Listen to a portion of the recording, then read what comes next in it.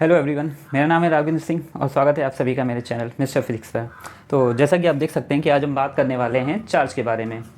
Charge की discovery तो बहुत पहले हो गई थी, अराउंड 600 BC के आसपास ग्रीक्स ने इसकी डिस्कवरी की थी। एक्चुअल में उन्होंने पता नहीं था कि उन्होंने चार्ज की डिस्कवरी की है। उन्होंने एक एम्बर लिया और उसको वूल पे रब किया, जिसके बाद उन्होंने देखा कि एम्बर ड्राई लीव्स या ऐसी हल्की फुल्की चीज़ों को अट्रैक्ट करने लगा था। उन्हें तो मैजिक ही लगा था, उन्हें नहीं पता था कि ये क्यों हो रहा है।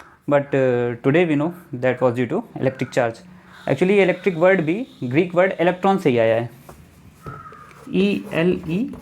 ELEKTRON, और जिसका मीनिंग है एम्बर।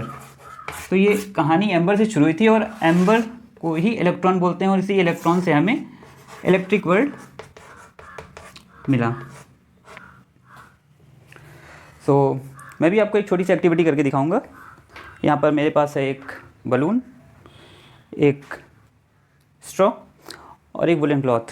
इस स्ट्रॉ को इस वुलन क्लॉथ पे रब करेंगे, जिससे कि इस वुलन क्लॉथ से कुछ इलेक्ट्रॉन्स ट्रांसफ़र हो जाएंगे इस स्ट्रॉ पर, और उसके बाद हम देखेंगे क्या होता है।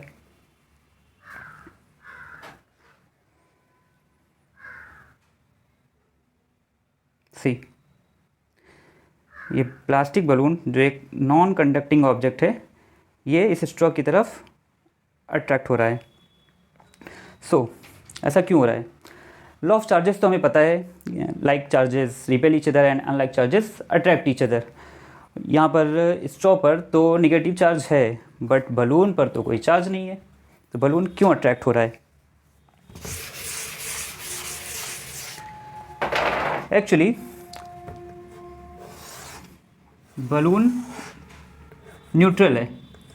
न्यूट्रल मीन्स इसके पास जितने इलेक्ट्रॉन्स हैं उतने ही प्रोटॉन्स, या फिर हम कह सकते हैं अभी जितने निगेटिव चार्ज हैं उतने इसमें पॉजिटिव चार्ज भी हैं, इसीलिए ये न्यूट्रल है।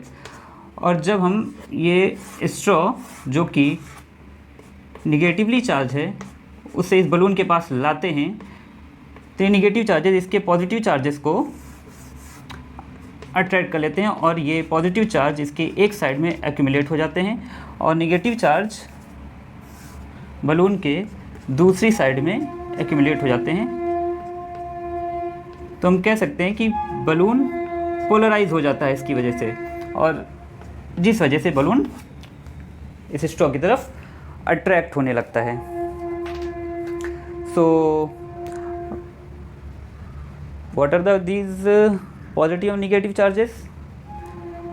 पॉजिटिव और निगेटिव चार्जेस की अगर बात करें, बेंजामिन फ्रैंकलिन ने एक्चुअली सबसे पहले क्या उन्होंने ही बताया कि ये पॉजिटिव और निगेटिव चार्जेस होते क्या हैं। उन्होंने बताया कि सभी सब्सटेंस के अंदर एक इलेक्ट्रिक फायर होती है। उन्होंने इलेक्ट्रिक फायर के कॉन्सेप्ट से बताया था। इलेक्ट्रिक फायर या इलेक्ट्रिक फ्लूइड सभी ऑब्जेक्ट्स के अंदर होती है, जिसकी वजह से उनके अंदर ये चार्ज आता है। तो उन्होंने बताया कि जिन ऑब्जेक्ट्स के अंदर इस इलेक्ट्रिक फायर की डिफिशियंसी हो जाती है वो निगेटिवली चार्ज हो जाते हैं, और जिसके अंदर एक्सेस अमाउंट में आ जाती है इलेक्ट्रिक फायर वो पॉजिटिवली चार्ज हो जाते हैं। उन्होंने ये भी बताया कि ये इलेक्ट्रिक फायर हम एक ऑब्जेक्ट से दूसरे ऑब्जेक्ट में ट्रांसफ़र कर सकते हैं। तो मान लिया ऑब्जेक्ट ए से ऑब्जेक्ट बी में हम जब वो इलेक्ट्रिक फायर ट्रांसफ़र करेंगे तो ऑब्जेक्ट बी में एक्सेस अमाउंट में हो जाएगी इलेक्ट्रिक फायर, तो ऑब्जेक्ट बी पॉजिटिवली चार्ज हो जाएगा, और ऑब्जेक्ट ए जिसमें से इलेक्ट्रिक फायर निकल गई वो ऑटोमेटिकली निगेटिवली चार्ज हो जाएगा। तो उन्होंने इस तरीके से हमें कंजर्वेशन चार्ज का भी आइडिया दे दिया था, that charge can neither be created nor be destroyed, it can only be transfer from one object to another object. अब हम चार्ज को डिफाइन कर सकते हैं, that charge is something possessed by the object due to which the object exert some electric force और respond to electric force. और if an object has excess number of electrons then it will be negatively charged, or if an object has deficiency of electrons then it is a positively charged, or in other words we also can say that if the object has excess number of protons then it is positively charged. So now the question arises, what are these protons and electrons?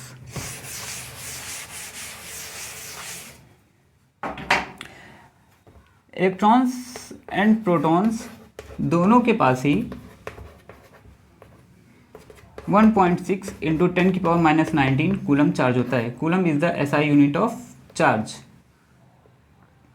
Electron के पास negative 1.6 into 10⁻⁻19 coulomb charge होता है और protons के पास positive 1.6 into 10⁻⁻19 coulomb charge होता है। तो क्या सिर्फ यही एक डिफरेंस है इलेक्ट्रॉन प्रोटॉन में? एक्चुअली इलेक्ट्रॉन्स एलिमेंट्री पार्टिकल हैं।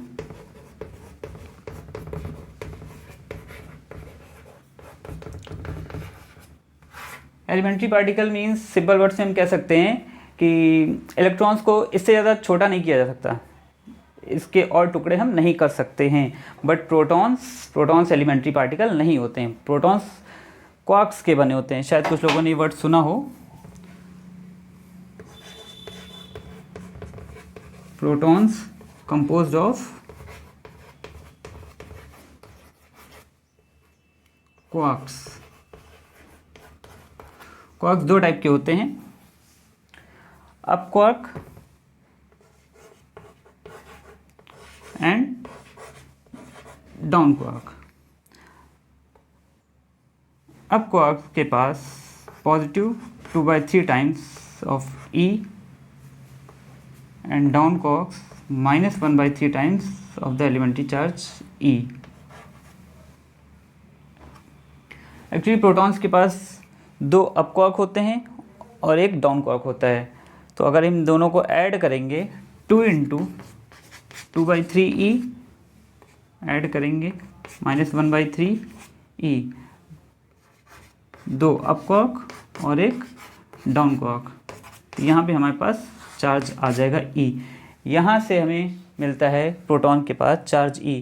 इसी तरह अगर न्यूट्रॉन की बात करेंगे तो न्यूट्रॉन में दो डाउन क्वार्क होते हैं और एक अप क्वार्क होता है। तो दोनों को आप ऐड करके देखेंगे आपको मिलेगा 0, इसीलिए न्यूट्रॉन होता है न्यूट्रल।